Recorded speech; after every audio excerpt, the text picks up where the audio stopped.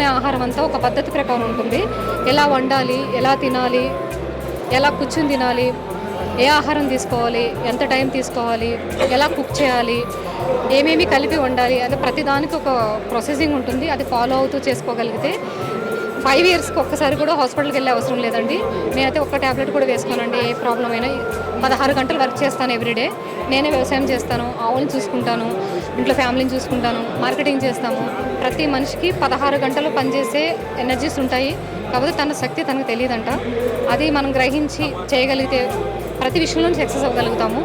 ఇలాంటి గొప్ప విషయాలు ఎంచుకుని చేస్తే మంచిదండి. యూత్కి మనం ఇన్స్పిరేషన్గా నిలవాలి. యూత్ భారతదేశానికి పిల్లర్స్ అని చెప్పేసి మన వివేకానంద స్వామి చెప్పారు. అది మనం నిరూపించాలంటే ఖచ్చితంగా వ్యవసాయం చేయించాలండి వాళ్ళ చేత.